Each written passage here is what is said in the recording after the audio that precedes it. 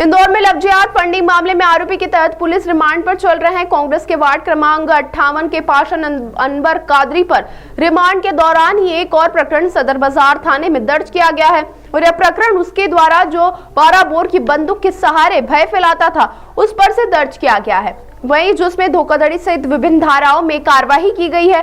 तो मैं आपको बता दें, दरअसल डीसीपी कृष्णलाल चंदानी के मुताबिक अनवर कादरी पर कुछ समय पहले सदर बाजार थाने में मारपीट सहित आर्म्स एक्ट के तहत प्रकरण दर्ज किया गया था। उसकी 12 बोर की बंदूक को लेकर जांच पड़ताल की जा रही थी, क्योंकि लाइसेंस जम्मू के रामबन में बनने की बात आई थी। साथ ही कठुआ जिले के थाने में उसे बंदूक के लाइसेंस का रिन्यूअल करवाया गया था। उस समय से ही जम्मू पुलिस और प्रशासन के साथ लगातार पत्राचार किया जा रहा था। यहाँ तक कि पुलिस भी जम्मू में लाइसेंस को लेकर छानबीन करने के लिए गई हुई थी।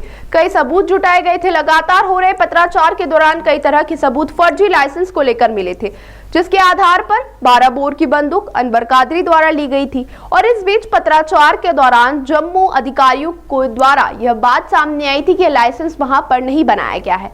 जब कठुआ जिले के थाने में पुलिस ने रिन्यूअल की बात पता करी तो पता चला कि रिन्यूअल तो किया गया था, लेकिन उस पर नजर आ रहा है यूनिक आइडेंटिफिकेशन आईडी फर्जी प्रतीत हो रहा था।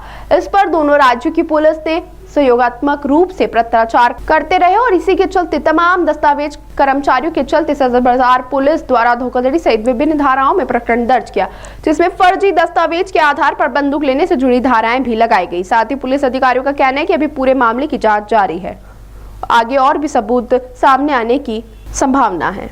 सदर बाजार थाना क्षेत्र में एक अपराध पंजीबद्ध हुआ था 64/2024। उसमें बेसिकली घर में घुस के मारपीट करने का प्रकरण था, जिसमें 452, 323, 294, 506 और 30 आर्म्स एक्ट की एफआईआर हुई थी।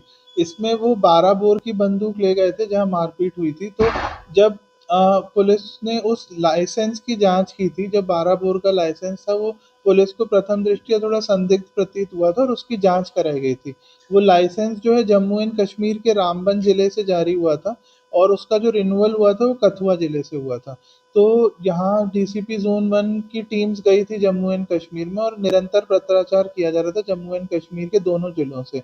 फिर हमें फाइनली एडीएम रामबन का एक पत्र मिला था जिसमें उनने खुलासा किया था कि जो लाइसेंस है हमारे ऑफिस द्वारा इशू नहीं किया गया है। उसके बाद फिर कठुआ जिले से पूछताछ की गई थी कि क्या ये रिन्यूअल आपके द्वारा किया गया और क्या ये जो लाइसेंस है वो वैलिड है कि इनवैलिड है। तो रिन्यूअल उनने एक्सेप्ट किया था, कठुआ जिले से हुआ था, बट उनने ये अपने पत्र में बताया कि जो यूआईएन नंबर था, यूनिक आइडेंटिफिकेशन नंबर जो था लाइसेंस का, वो फर्जी प्रतीत होता है और उनने भी मतलब उसको मतलब डिसप्रूव कर दिया। तो और उसके बाद उस लाइसेंस पर से आर्म्स डीलर से एक 12 बोर की बंदूक इशू कराई गई थी।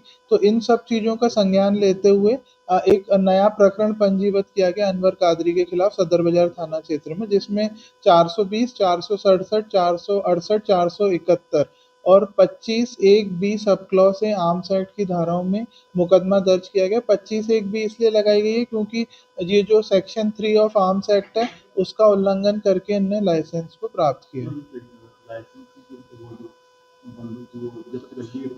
बंदूक पहले ही, जैसा कि मैंने बताया, पहले ही जो 64/2024 अपराध क्रमांक था उसमें जब्त की गई थी, क्योंकि वो प्रकरण मारपीट से संबंधित था और ये जो नए तथ्य आए ये फर्जीवाड़ा और फोर्जरी से संबंधित है, इसलिए एक ये नया सेपरेट प्रकरण पंजीबद्ध किया गया।